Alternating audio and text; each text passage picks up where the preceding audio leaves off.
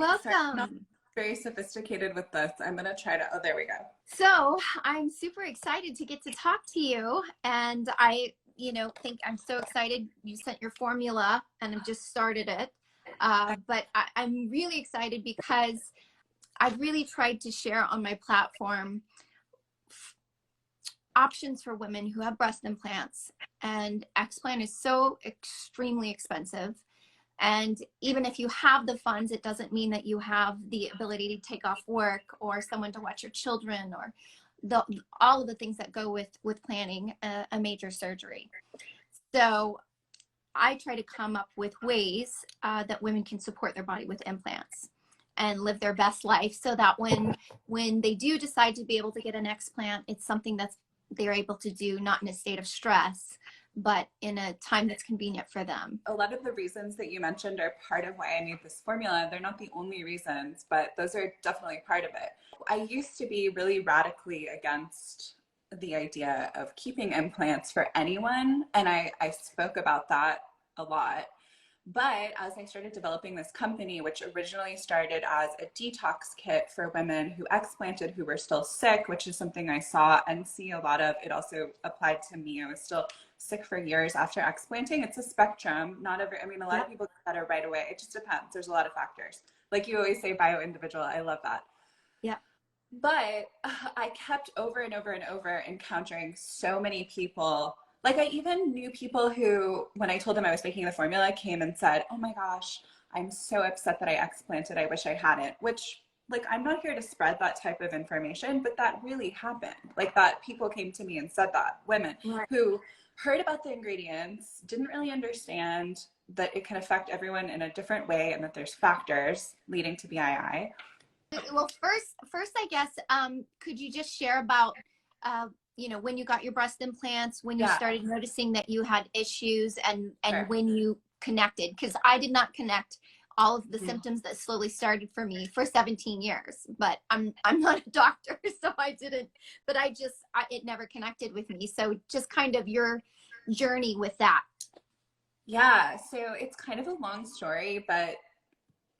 And it's a story I've told so many times. And it's funny because I'm finally getting to a place where I don't even want to tell the story anymore. Like I have no attachment to it, which is beautiful. But it is a little bit, when it's your founder story, like I need to develop a really good, like Cliff Notes version of it. Right. But there was nothing there. It's very hard to Cliff Notes this story. It was a very long, drawn out, difficult path. But I got implants in 2012, just on a fluke. I didn't really need them. Not that anyone needs them, but I think I was just bored. Like I went in and I was just talking to a surgeon and I got talked into it. Right. And I was always nervous to have implants because I have kind of an athletic body and I was concerned that they would make me look bigger. And so I just got a small implant and it was really just for fun. Just for the heck of it. Like, I feel a lot, there's people that have come to me that have had cancer and mastectomies and they really, or women who just, really have no breast tissue at all. And like, that was a big issue for them their whole life. And so, like I just sort of fit into none of those categories. But after about 9 months, I started having systemic pain and I started having really, really awful post-workout recovery, extreme pain, to where I couldn't sleep at night. And I was working out really hard with a trainer. However, I have a background as a wrestler. So I was a wrestler for 9 years. And when I was in high school, I was the only girl on an all boys team. So I was really used to like extreme athleticism and I was only 28 at the time. So I just, I remember talking to a couple doctors and them telling me that maybe I was overtraining. And I was like, there's no way this is overtraining. Like that's not what overtraining feels like. I remember. So I'm really grateful that I had that previous experience because otherwise I might have just believed them. Right. I had no medical training at that time, like none. I knew nothing about health except for I was getting into diet and nutrition and detox to some extent. I had gone to fasting retreats and I was taking supplements and I had like the Kagan filter that I still have, which I think is pretty outdated now. There's probably way better filters, but I was very much a novice. And then overnight, it was like I started going to all these different practitioners and starting to get a taste of all these different perspectives. And no one had any idea what was wrong with me. And then I started having more symptoms, like neurological symptoms, very scary things that started happening. Like I remember like taking my phone and sticking it in a cup of water, sitting next to me, like absentmindedly, but that's just so weird. Like you don't do that. So at first there was like a suspicion maybe I had Lyme disease, although I never had any confirmatory tests, but my symptoms really matched up. And Lyme disease is a really popular, trendy diagnosis, especially among holistic doctors. So I treated for Lyme for 6 months. I took an antibiotic called doxycycline, which is really awful for the gut. And I just started having more and more problems. I didn't know what was going on. And then my lifestyle and everything that I was doing just began to get smaller and smaller. I just couldn't handle anything at all. So I had to think about career changes. I had to think about what to do. And I was in pain. So I went to a couple of my friends, like my chiropractor, who she was just my chiropractor, not my friend at that time. Now we're really close friends. But she said chiropractic school is like medical school. You get basically, you know, you do an entire year of science prerequisites, like your professors are medical doctors, you learn everything about the body, you dissect cadavers. I'm like, okay, great. I'll go to chiropractic school. I'll figure out why I'm in pain. I want to just say again, this was like way before anyone knew about breast implant illness. I mean, there were people, you know, when I joined the Facebook group in 2017, I think there was 10,000 women in it. So, you know, I'm really proud of like where the movement has gone. And I feel like I need to remind people that I was there at the beginning, because a lot of people come into my feed now and they're like, what, you're supporting implants? I am not supporting implants. I am supporting women who have implants, and that's a lot of women. So anyways, I spent a lot of time in chiropractic school working with musculoskeletal interventions that did absolutely nothing for my pain. I saw chiropractic helping a lot of people, really helping a lot of people, and it just did nothing for me.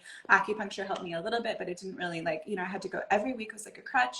I mean, it got me through the program. I learned so much about modalities because I had to depend on these things like hyperbaric chamber, sauna, a lot of the things that you're posting about.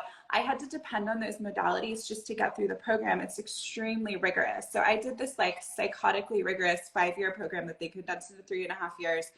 I started studying functional medicine alongside chiropractic, started to learn about a lot of metabolic causes of pain, and just went like deeply down that rabbit hole.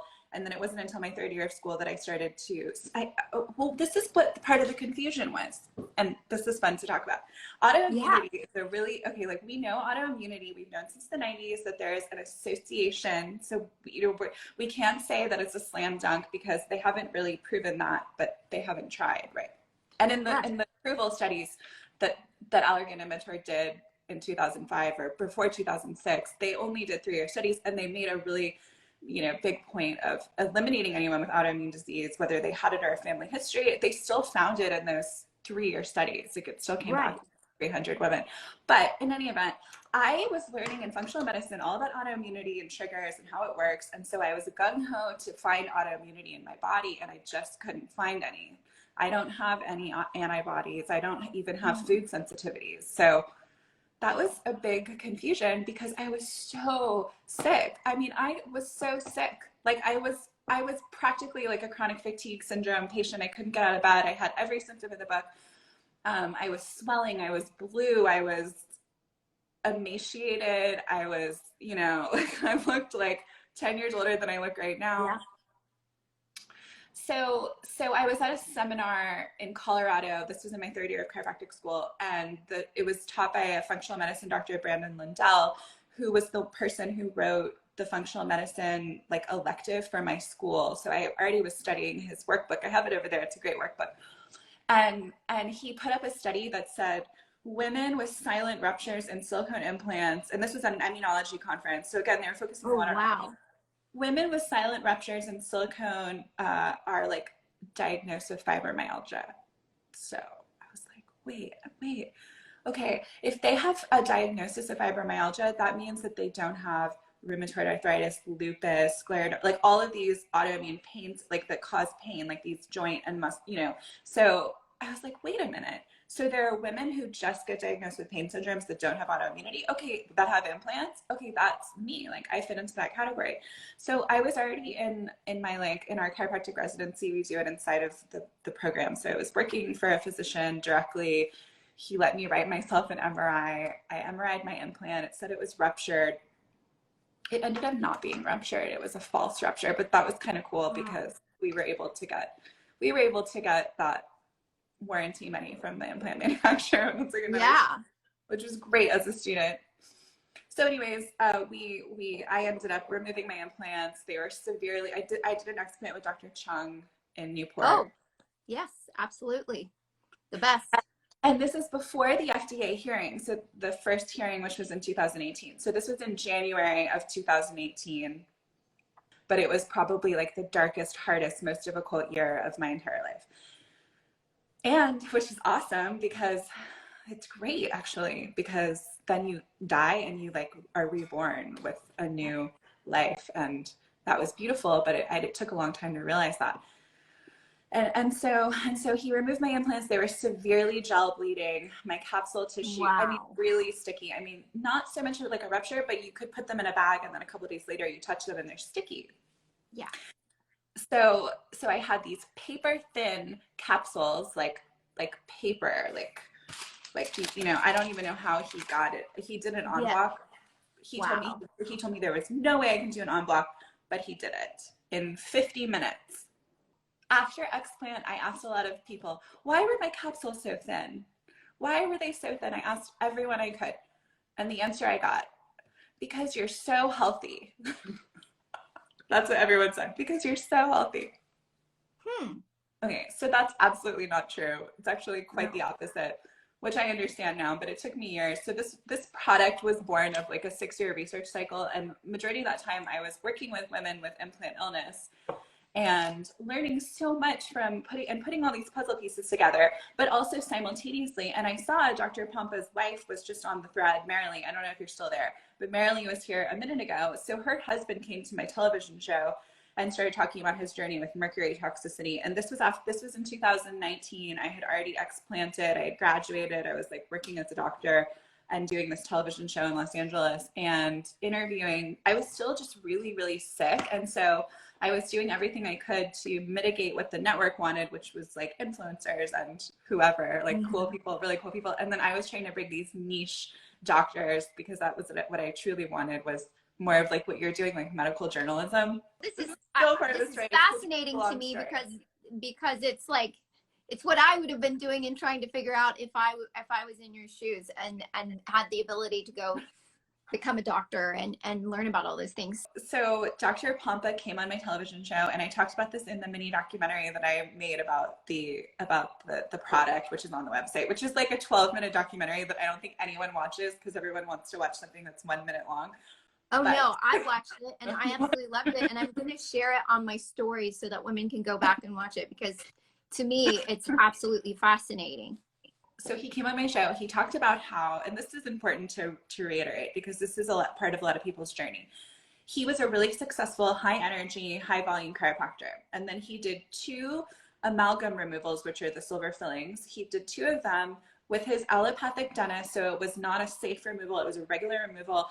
And when they drill mercury out, it's like it can be a really big mobilization event of mercury. So some people don't have a lot of problems as far as being really symptomatic. Like they probably are having symptoms, but they just don't know their symptoms, like which I actually had my entire life. Now that I know that mercury was part of my journey, but I can trace it back, but you don't really realize because you're not like totally dysfunctioning. Anyways, after his 2 amalgam removals, he immediately got like this chronic fatigue onset, and he had no idea why. It completely changed his life. It got him to studying mercury and functional medicine, and that's what he's a leader in that field now today. And he came and explained this to me, and I started thinking, oh my God, I had 2 amalgams break in my mouth, one the year before I got breast implants and a few more like a couple years before that. Wow. There was a big mercury history for me going back to in utero. So that's something I talk about a lot because I see this more and more now with these things like silicone, Cipro, you know, other really serious things that really hurt people. And they think if I just hadn't done that thing, I would have been okay. And what they don't really understand is that was actually what we call a tipping point event. And if you look at the hypervigilance chart that I posted, you can see all of the things that lead you to that tipping point event The other thing about mercury too is that when you have something like mercury in your body for a long time, or lead, because these are like the heaviest of the heavy metals, they really settle into tissue deep, and they really mess up and change the way your body methylates. And then over time, they change the way your hormones function. People who have a hypervigilant personality, however they got there, and there's various like entry points, they don't relax. So it's very hard for them to detox. And then the same thing happens when mercury is in your system, because mercury is a central nervous system agonist. So it causes you to be more hypervigilant. So they like feed on each other. And the more your body stays in a state of sympathetic tone, that's just less time for you to detox. And so you start to collect every metal and chemical you see. You just start to accumulate it over time. And then what ends up happening is you start to get this onslaught of circulating pathogens, like allergens, toxins, and your histamine system and your mast cell system can become very primed, and in some cases reactive. So in some cases you're already having these histamine reactions, but sometimes you just have mast cell priming. And then what happens is when you're very primed, you're more likely to kick off histamine, and you begin to, histamine breaks down type 4 collagen. So it's very interesting because you see a lot of aging and skin laxity in the BII community, and that's in part going to be related to what I just described, and it's also going to be related to mineral derangement, which is another feature of heavy metal toxicity, is mineral derangement and mineral wasting. And then when you're super hypervigilant, which I like mentioned can come from either point, you're going to be wasting, even if you're getting minerals, you're going to be wasting minerals like magnesium. So that capsule tissue that never formed well in my body, or the capsular contracture that happens in other people's bodies, they're both fruit of the same poison tree of collagen derangement by pre-existing toxicity, mineral derangement, and these other things that happen before the tipping point event. So when you put an implant that has toxic chemicals are in it, in the body, in a body like this, and you don't do a good job making high quality collagen around your implant, then your immune system is going to get into the implant faster. It's going to start pulling off microsilicone, which is bound to heavy metals and chemicals. And then you start trying to detox that through an organ system that's already having detox challenges. Okay. So that's what this formula aims to support. It dampens the histamine pathway. It helps to support the integrity of mast cells so that doesn't happen. So basically, we are improving the quality of collagen to help better protect your body from the implant. We're also supporting detox pathways with methyl donors. We're supplying ingredients like calcium D-glucarate combined with vitamin A, which are shown to eliminate xenoestrogens. We are also doing an entire sleeve to balance the immune system, to support the T regulatory system, which is the autoimmune sleeve of the immune system. So all of that is what this is. Can I stop talking? Wow, that's incredible. It's interesting because one of the explant doctors that I've been talking to, he does genetic testing, and so he finds 4 major issues in women that have BII, and it's, you know, basically comes down to methylation issues with D3 glutathione, you know, MTHFR. He finds biofilm in 2/3 of his patients. I also had very, very thin capsules, and I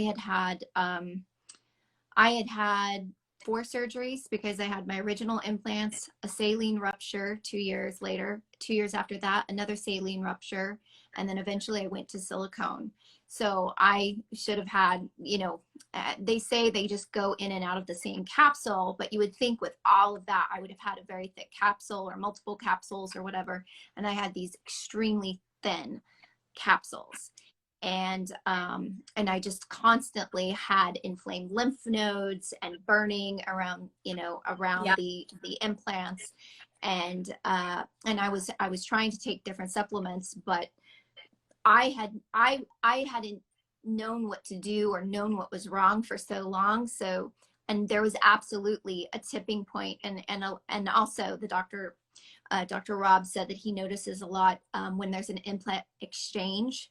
that people's symptoms really skyrocket up because you're opening that capsule. Exactly. Usually they're opening the capsule in the pocket and they leave behind capsule tissue. So whatever that capsule was doing a good job of holding in, you're opening inside and then you're putting in a new device that then the body has to work hard to wall off. So it could be really, it can cause a lot of immune reactivity. And also, it's like a mercury filling being removed incorrectly. It's a really big event all at once. It's like our body is good at storing mercury and toxins. Like if you can't clear it, it'll just put it in tissue, which is a big problem over time, but it isn't an immediate problem. Like, but if you have a high level of acute toxicity, you're going to have acute symptoms. Whereas if you have chronic, it shows up slower and it feels like aging or a variety of things, right? Right. And a lot of women, and including me, eventually your body just starts holding on to weight because it's trying to protect those organs, right? From the high systemic toxicity. I think that can be a function of a lot of things, but yeah, it can be related to hormonal changes. It can be related to a lot of things, but yeah, totally. Yeah. Well, the gut has parasites. Really, what you're talking about, I think of parasites. That's where my brain goes, which are a really fun, added benefit to chronic illness is that you're going to also be hosting a lot of things that are not paying rent and you have trouble evicting them because your immune system is you're just not there. And yeah, well, and I have heard a lot, and I really want it to be discussed more about one of my main issues, and every single one of my friends who have breast implants or who had breast implants was we all started suddenly having major gut issues where we were bloating like unbelievably, where we looked like we were 6 months pregnant and couldn't eat hardly. By the time I was before surgery, I had SIBO. I couldn't eat anything. It didn't matter if I was doing low FODMAP. I was doing all of the things that I was supposed to do. I was eating a high plant-based diet because my cholesterol and everything was so high because my liver enzymes were so high I couldn't process fats. And but yeah, we all had major gut issues, and it's the number one thing I hear from, besides chronic fatigue. Number two is gut issues. And I once heard a doctor explaining that anything uphill is going to flow downriver, and so your breast implants that are constantly micro leaching these tiny particles and chemicals are all running down into your gut, which makes sense as to why your microbiome, which is so sensitive, would have these issues. You have one detail. You have let's say that you are familiar with LA. We have the 405 freeway. You have 405 is like your detox pathway. And you have dysbiosis, whether it's SIBO or parasitic or fungal or or some combination of all three. Right. And you have chemicals in the body. And remember how you got there, right? You got there because you were already probably challenged. Like you probably already had methylation challenges, genetic, potentially turned on by mercury or another heavy metal that you were exposed to throughout your life. You're not relaxing because you're in a state of hypervigilance, which is a consequence of like all of these exposures. And so you already have like a 405 that has like 2 or 3 lanes blocked off. So now you have this sort of bottleneck pathway. And then you're trying to detox the current chemicals that your immune system is pulling off the implant because they know it's bad. So they're phagocyzing it. Like they literally take it in and then escort it out. They need to leave through those same roads that the parasites and the bacteria and all of the other things in the gut need to leave through. So it's a traffic jam is really what it is. Right. And that's what lead to stagnation. Where we are environmentally and with our food and glyphosates and everything is almost everyone is challenged. Unless you have really led a life of eating organic and, don't have mercury fillings or have been able to avoid a lot of the toxicity that is just, in our environment and tons of antibiotics and all of those things. You really, really have to have like this pristine system, I think, in order for your body to be able to function well with a foreign object in your body. Right? Oh, yeah.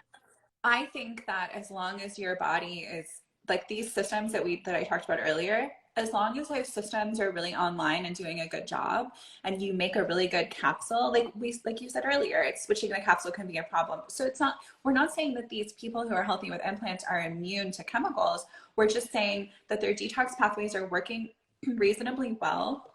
Right. They could even still have those mutations on MTHFR, but for whatever reason, their lifestyle has not caused them to flip the epigenetic switch and express that. And also, Right. MTHFR and like other enzymes, they can change within a 72-hour period. So you can be down regulating enzymes, and then you could go on vacation to like a beautiful island and be getting exposed to negative ions from the environment, and start kicking off your endogenous antioxidant system and your glutathione system, and then all of a sudden you're methylating again, even if you have, it's like, this is so interesting. You put an implant in someone like that, they do a good job of walling it off, they really don't ever get too much like gel bleed. They're just not really having that.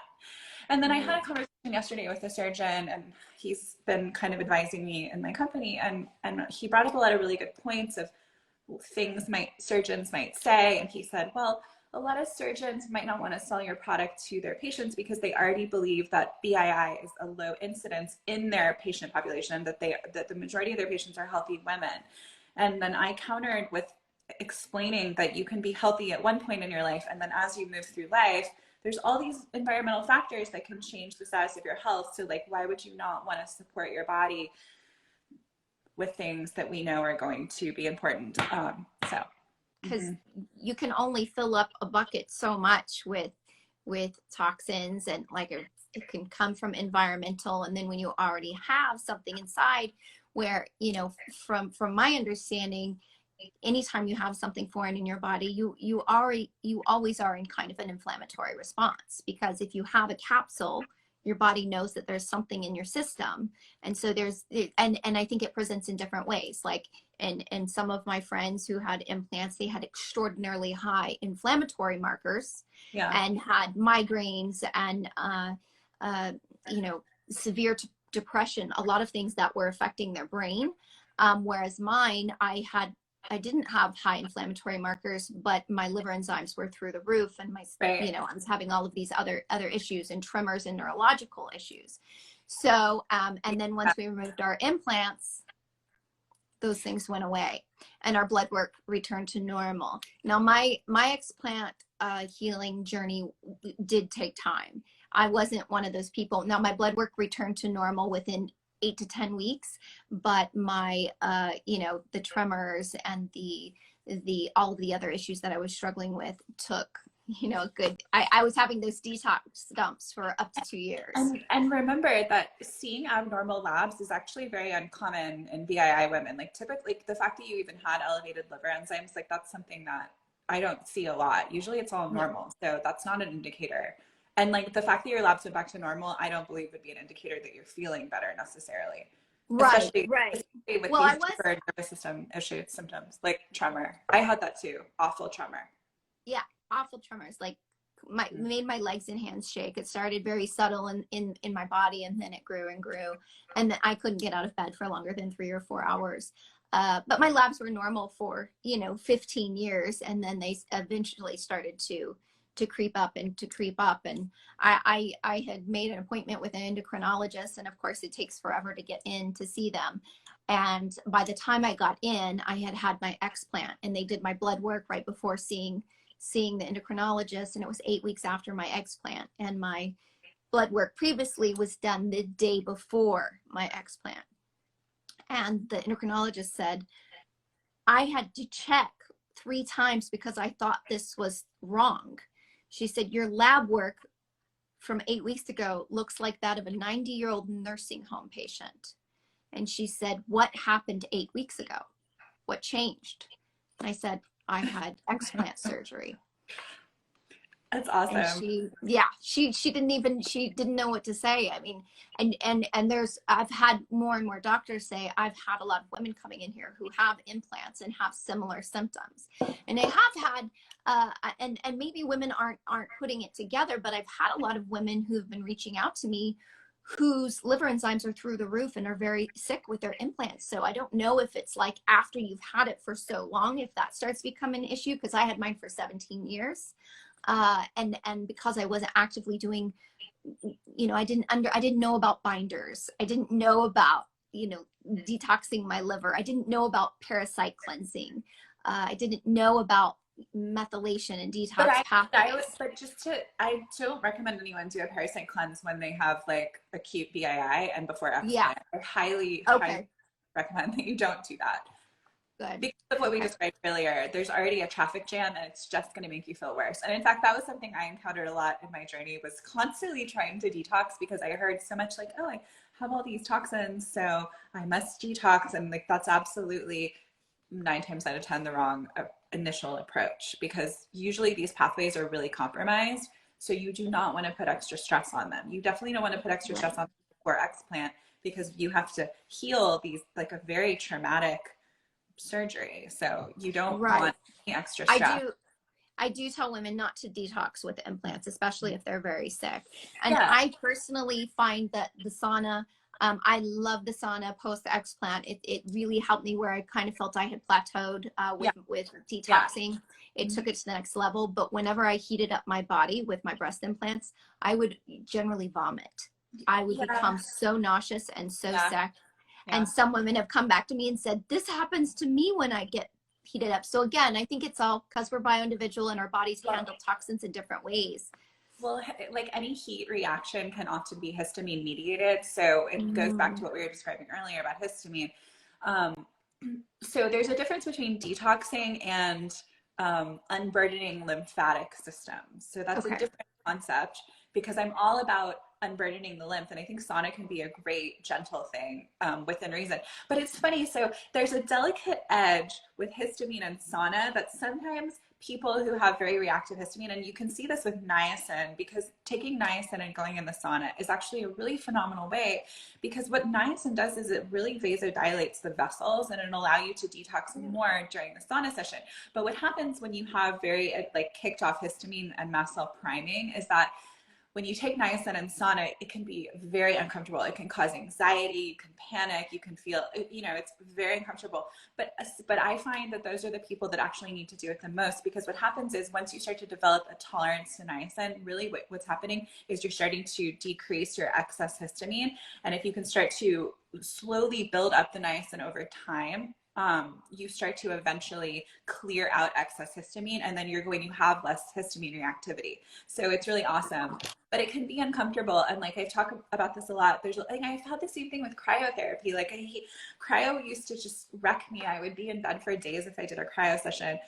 I could go into the path of physiology of why, but it's more about, it's not like, so we have all these modalities, and it's not about totally saying, I see this a lot in the heavy metal communities, because people are so sensitive and like they've been hurt, and I get it, a fear develops, and plus there's a lot of fear related to toxins really change our relationship with fear. So but just finding the edge and working just to slightly like push your boundaries just a little bit and be a little bit more brave, so that you can get the advantage, take advantage of the modality, and then eventually work up to a point where it starts to strengthen you, because these are all stressors, but like these micro stressors can start to strengthen you over time, and there's a lot of regeneration that needs to happen after explant.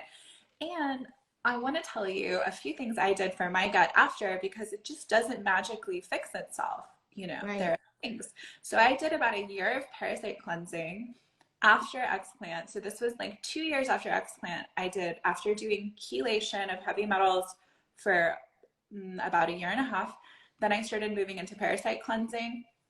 And when I was parasite cleansing, I had to take chelators sometimes, because what happens when the parasites die, they have a biofilm around them that often harbors heavy metals. Some parasites will eat toxic bile. They like thrive on it. Eating is maybe not the right word, but they're mixing with the toxic bile, and then they have heavy metals inside of them. So when you kill them, you're redistributing toxins and metals and silicone. So you start to become familiar with what it feels like to redistribute metals and chemicals. This is a redistribution event is like an event where you're trying to bind them, but then they're somehow getting free, and it's a very distinct feeling, because you get very tired, or there's a lot of things that start to happen. You're like, oh, I'm redistributing, and you start to learn, because when you end a chelation round, and you're not taking the chelator anymore because chelators have half-life, so they'll bind, and then when their half-life expires, they will release, which is something that you are okay with because you know during the round you got a lot out, so you're still making progress, but it's like a thing over time, right? So anyways, I was alternating chelators and parasites, and then there's these things that kill parasites. They're not that different than pharmaceutical antibiotics, some of them, and they are still going to disrupt your gut. So you're cleaning house, and then you have to figure out how you restore that. I ended up doing 3 fecal matter transplants. Really? Wow. Yeah, which were awesome, but it's not a slam dunk always, because my gut is I still struggle with gut health. I mean, it's way a million times better than it used to be. Mm-hmm. But one of my colleagues who does this, he scanned hundreds of people using gut testing to map their microbiome, and he looked really hard to find someone who had these really superior positive bugs that we don't see very often because they're not common. And so that's like, this person has become a super donor, which means that this person has donated to like over a certain amount of people, I think 100, that had positive outcomes. Wow. So you integrate your microbiome with theirs, and it can really be healing and amazing. And I think that was very important after parasite cleansing.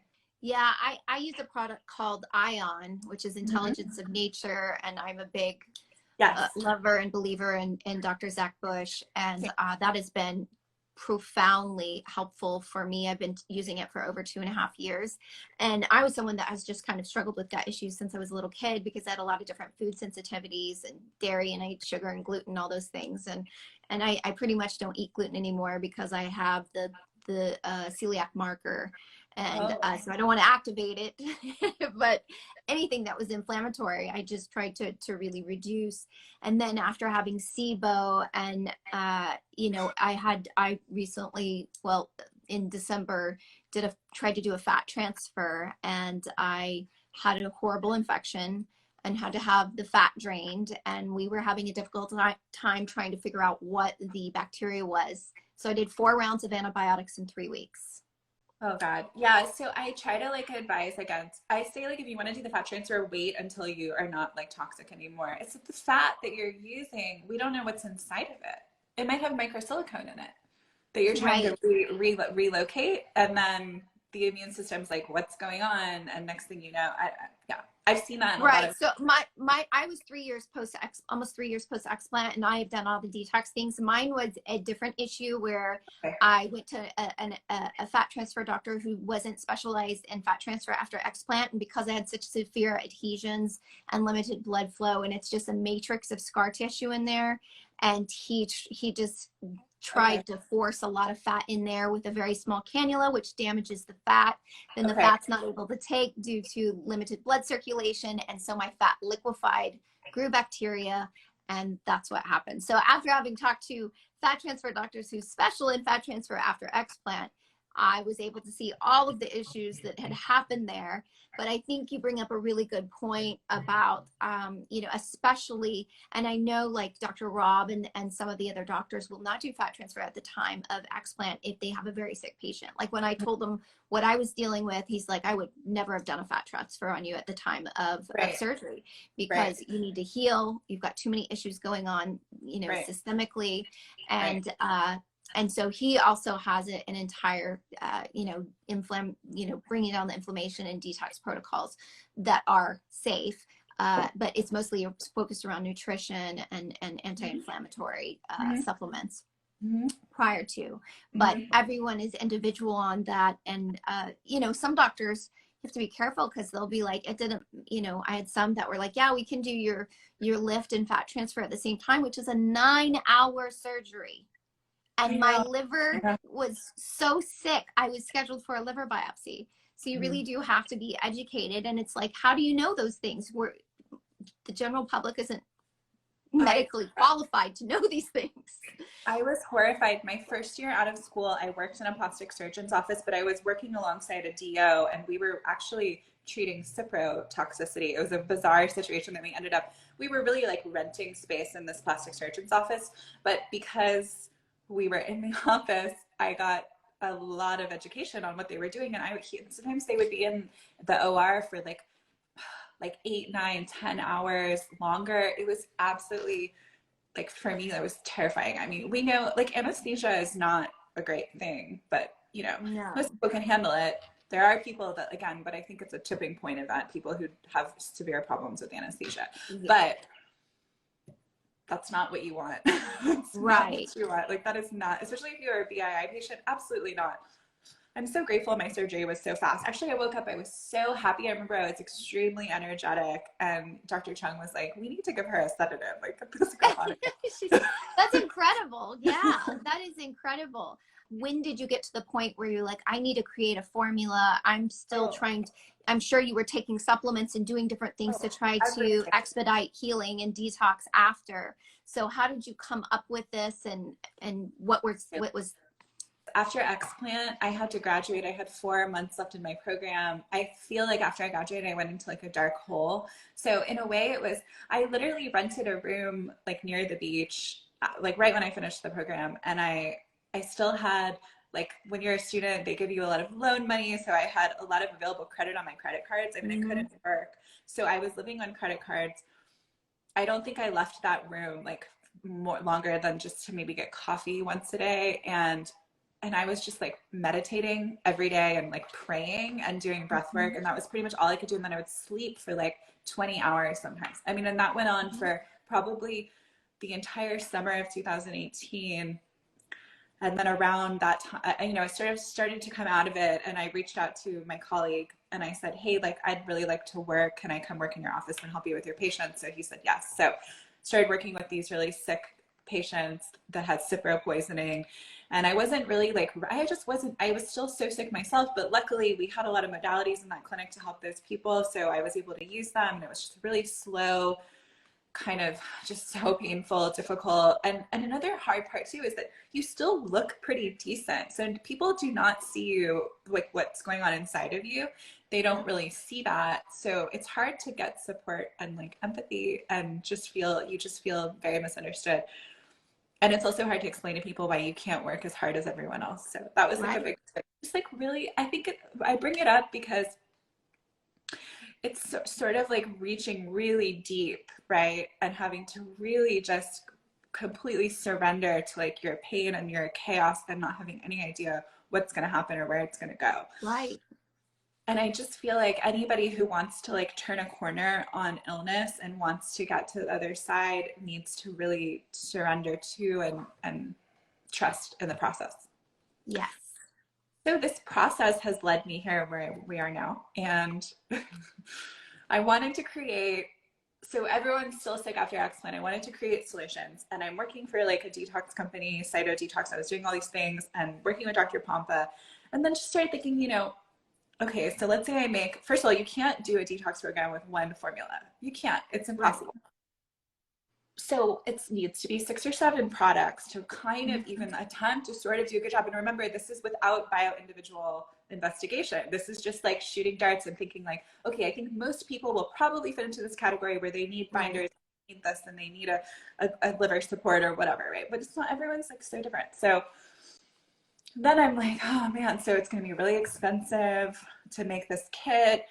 And the people who are going to take it, it's a small amount of women. I mean, statistically speaking, we're looking at like 40,000 to maybe 100,000 women a year who are explanting now, compared to 350 to 500,000 who are implanting, and compared to like millions from the past who have implanted. So it's like, is that really serving? And then I'm thinking, okay, there's already a lot of really good detox products on the market. So this is not inventing the wheel. Why do I need to do this? And I was just sort of like not sure, but like really wanting to like give back. Oh, and I forgot to mention that a big part of this too was that I'm a chiropractor, okay? I'm a chiropractor that has a really niche functional medicine background that's, you know, starting to become more popular, but it's not like the norm for a chiropractor. And then I have a subspecialty in toxicokinetics, which is like even more bizarre and weird. And so, and I'm hosting a TV show, doing media. So I'm getting all these crazy things happening where people are coming after medical doctors, like, who's this chiropractor that says she understands the thyroid? And I'm like, okay, this is really scary. Like, how do I help these women? How do I treat them? If I was a health coach or a nurse, I could treat women with breast implant illness like all day long and have probably be fine. But because I hold this particular type of license, it's like a huge issue because it's the gray area of my scope of practice. So I'm like, okay, how can I help women with breast implants on a larger scale without putting my license at risk? It's like, I remember being a student, I was so excited about functional medicine. I could not wait to have like an on the ground practice. Right. And then you find out, and then you graduate and you find out that all of your mentors that are doing that are really keeping their heads down. Like, they can't promote themselves. It's very word of mouth, and it's a lot of them are not in Los Angeles. They're not hosting TV shows. Okay. So anyway, eventually a patient came to me. She had Ehlers-Danlos, which is a genetic hypermobility condition.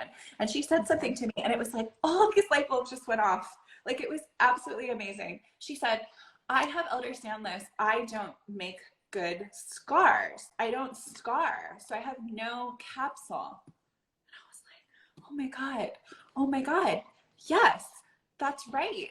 That's right. Hypermobility is going to affect the type of capsule you make. And that was the first time I put the pieces together. This is why I had thin capsules. So, like, just a little background, there's a way that you can induce hypermobility without being an Ehlers-Danlos genetic patient, just from toxicity. So toxicity over time will induce hypermobility because of what I described about the way mast cells derange collagen. So you have a skin matrix, you have crosstalk between like the pituitary and the skin, IGF-1, growth hormone.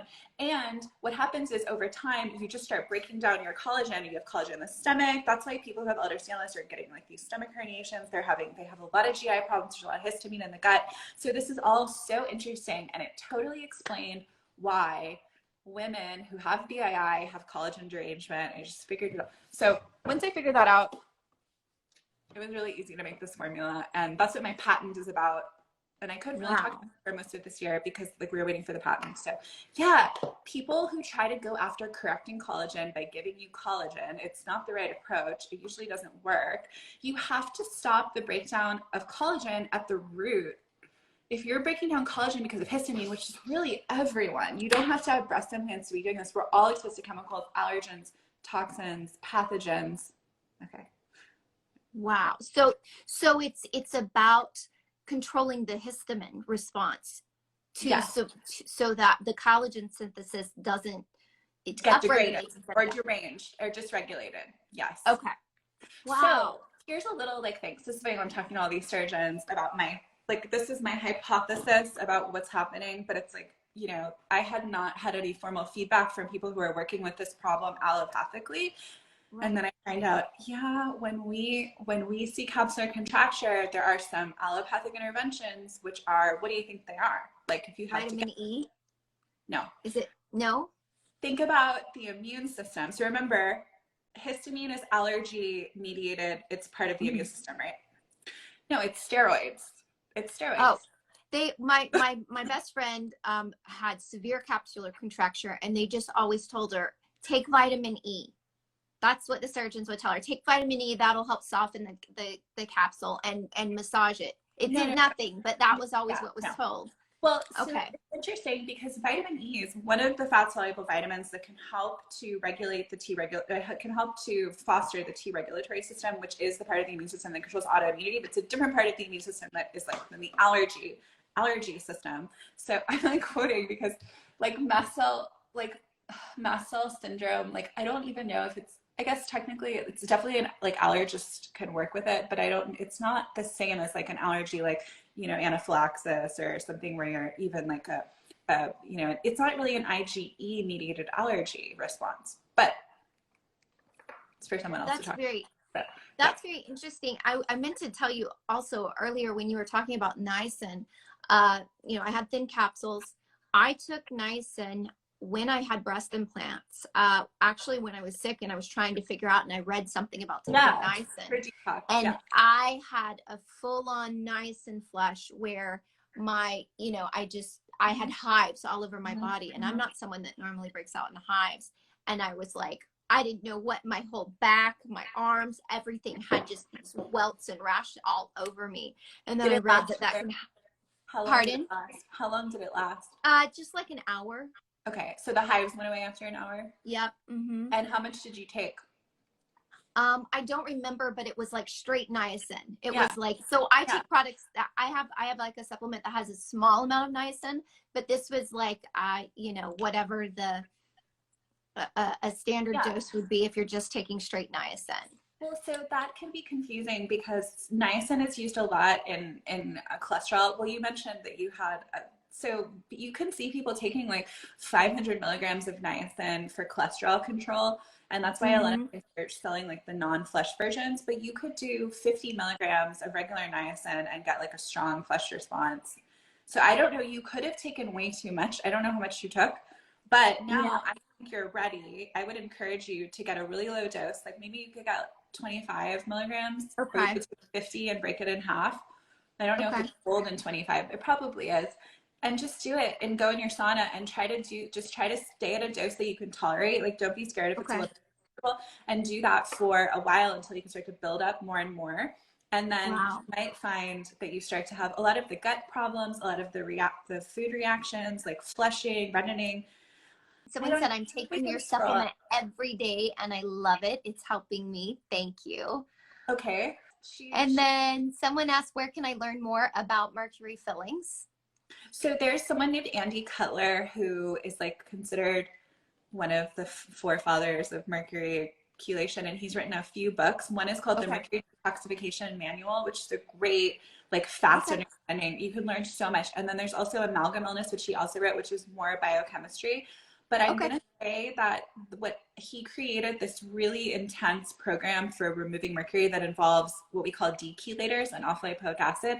And I do not think that that is right for everyone. Got it. Okay. And then someone said, can people eventually detox and heal if they keep the capsules in? I mean, I know ideally the capsules should come out, but I think taking something like this is extraordinarily important. But yeah, and I think that if you have capsules that are still in, and it really depends on how your problems are manifesting. If you have a severe autoimmune process underway, it might be a problem. It might be a continuous problem. But there could be, there's scenarios where you could optimize somebody if you work really hard and you work with somebody one-on-one and you get everything going and you figure out what else might be happening, because there could be other things.